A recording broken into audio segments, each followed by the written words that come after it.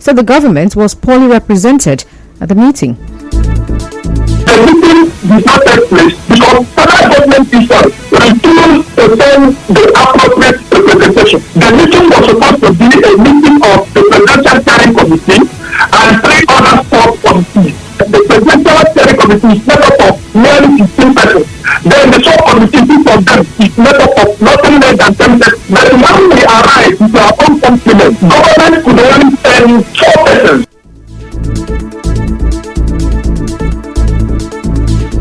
Well, Mr. Onyekachi also said that Wednesday's protest is irrevocable because the government has been given enough time to respond to their demands. Well, recall that representatives of organized labor on Friday walked out of a meeting with the federal government team on palliatives. The meeting was supposed to be a continuation of their deliberations on palliatives to cushion the effect of subsidy removal in the country. Well, the NLC has now started mass mobilization ahead of its planned nationwide protest on Wednesday. The union plans to protest the hardship caused by the removal of petrol subsidy. Now, in a schedule, the NLC urged Nigerians to join the union at the Unity Fount in Abuja on Wednesday at 7 a.m.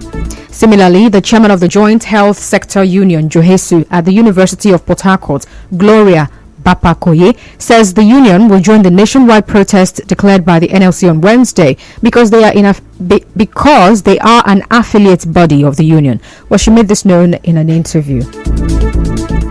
The history is actually joining because we are an affiliate union under NLC. So that's the reason why the history is joining, and for the fact that there will still be people who will still be rendering services in the auto because this is not a strike. The Nigeria Labour Congress has told the Solicitor General of the Federation and Permanent Secretary, Ministry of Justice, that there is no order from either the National Industrial Court or any other court restraining Nigerian workers from participating in peaceful rallies it convenes. But the union said this in a letter from Falana Chambers to the Permanent Secretary and Solicitor General. It also reminded the federal government that there is a subsisting judgment that the right to demonstrate and protest on matters of public concern was in the public interest, which individuals must possess and exercise without impediment as long as no wrongful act is done. Meanwhile, some Port Harcourt residents say they will not be surprised if the NLC succumbs to pressure and calls off the strike, just like they did the last time. They told our correspondents that some policies of the President Bola Tinubu's administration has further worsened hardship and should be checked. They, however, urged the NLC and the TUC to be resolute and stand in for the sole interest of the masses. Nigerians are tired. This labor is the same labor that each time they go into a meeting with the federal government, they will come out with an agreement which will not be realized. I wish they can sit up and act. The people at the top will be sorted out, and then you will now come and start hearing further explanations on why we should not go on strike or why the strike should not be as long as expected. So I feel the strike may start tomorrow after the meeting, just so that it looks like they are serious. By the end of the day, they will call it off in less than a week, if it even gets to more than 2 days. What will come out? The normal thing. You see them, but tomorrow now they will call off the strike. They are just there for their own good. In the meantime, a former president of the Trade Union Congress, TUC, Peter Esele, says the federal government has not done enough to stop organized labor from embarking on strike and protest over the fuel subsidy removal. But Mr. Esele, in an interview, said if the NLC president backs out, he is going to be accused of selling out.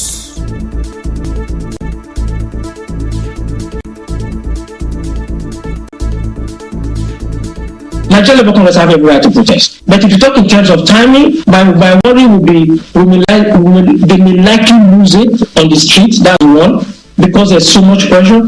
Now there's no protest. People are already going to. It's not just going to NEMA's office and breaking in and moving green, and they're all shouting, "There's too much hunger in the land." So you can imagine when protests and strike now start. It may be something that the government may not be able to control, or Nigerian Labour Congress may also not be able to control. The cost of bread in Rivers State will increase starting today. The chairman of Master Bakers in Rivers State, Chidi Olu, tells our correspondents that the increase is as a result of the high operational costs following the removal of petrol subsidy. Well, we didn't see it since because we've been considering the suffering most of the bakeries are shutting down. Prices are still going up. Increase the price of flour by 2,000 between 10 and 15% increase. It's taking effect Monday, 31st July. But Dr. Olu, who is also the National Secretary of the association, said they expect the federal government to address some of the challenges facing bakers. President Bola Tinubu will address Nigerians today at 7 p.m. The president's spokesman, Dele Alake, made this known, and he called on television, radio stations and other electronic media outlets to hook up to the network services of the Nigerian Television Authority and Radio Nigeria for the broadcast. Now, the agenda for the broadcast is not yet known as of press time, but it might be connected to the economic pain experienced by Nigerians amid the removal of subsidy on petrol. The Senate is yet to begin the screening of the 28 ministerial nominees. However, ministerial nominees are arriving in the Senate chambers. They may lack evaluation, scrutiny and transparency. We tell correspondents that the screening will just be like the traditional way. Many Nigerians are not responsible with them.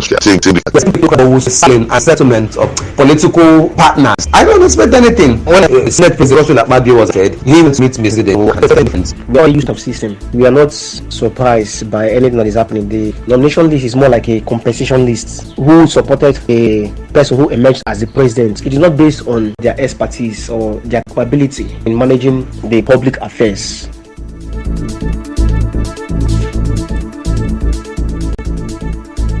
Well, Nigerian 4FM gathered that 20 out of the 28 ministerial nominees have completed their documentation for the screening at the Senate today. Now, those yet to complete their documentation are currently out of the country. Still to come, police remove body of woman on streets of Port Harcourt. Stay tuned. Stay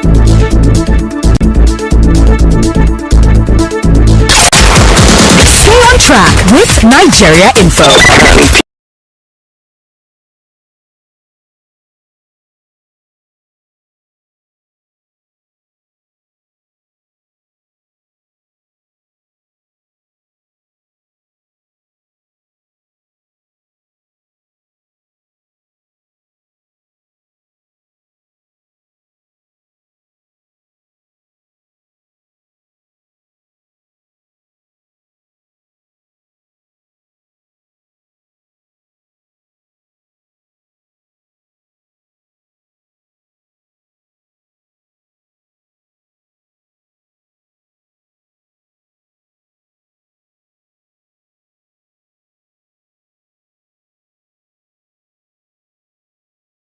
Continue to await the verdict of the various election tribunal. Pressure groups known as the People's Democratic Coalition have urged the judiciary to resist all forms of interference and ensure it delivers justice in all the cases before the Presidential Election Tribunal.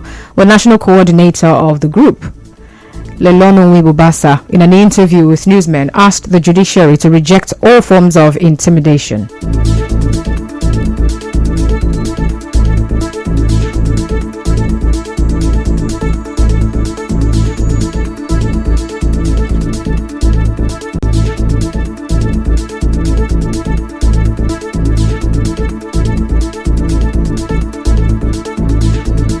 Today, the battle for the redemption of our democracy has moved to the temple of justice. Can Nigeria judiciary stand up to the occasion and save our democracy? This is the reason we are gathered here today, to urge our judiciary not just to redeem their image, but to save our democracy and write their names in the gold plaque of history, to resist all forms of intimidation from every quarter and deliver justice to the people of Nigeria. But Mr. Wibubasa also called on the judiciary to place the overall interest of the nation and be aware that the judiciary is on trial. But if the judiciary is able to hold sway and live up to its billings at this most auspicious time, Nigeria certainly will be restored to our enviable position in the Committee of Nations. Whichever, the fate of Nigeria now rests on the willingness of Nigerians to press harder for sanctity of our constitution and electoral laws and say no to injustice. Let's take back our country. Wake up, Nigerian youths. Away from that, the lifeless body of a middle-aged woman that was dumped at the entrance of Ibe Street in Road 1 of Royal Estate by South Road has been removed. Eyewitnesses say the police, alongside an ambulance yesterday, accompanied a man who identified himself as the younger brother of the deceased. A resident of the area said the woman died in the hands of a good Samaritan who was attempting to bring her to a hospital in the street. They said that the deceased was helped by some people. They wanted to bring her down to the hospital at Ibe Street. But before getting to the hospital, found out that the deceased is dead. Because of the fear and everything, they had to drop her on the street. Because of the way Nigeria is now, when you help somebody and you discover such a thing, you see that you become scared. That the authority will come after you and they say, you are this, you are that. All the same, we thank God the owners of the disease has come to pick up the lady. Well, our correspondents also gathered that relative calmness has returned to the area as people are now going about their normal businesses.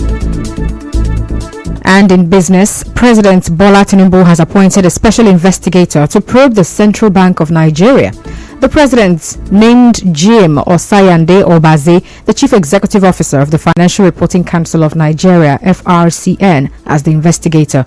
And the president asked the special investigator to investigate CBN and key government business entities. In entertainment, Cardi B became the latest star to be hit by an object from the crowd during a concert when an audience or when a fan threw their drink at her. Well, the 30-year-old reacted by throwing her microphone at the concert goer from the stage. Now, in the footage, security are seen surrounding the perpetrator and recovering the rapper's microphone. And now to sports. Manchester United have agreed a 10-year extension to their partnership with Adidas worth a minimum of £900 million. United's new deal with the German kit manufacturer runs until June 2035.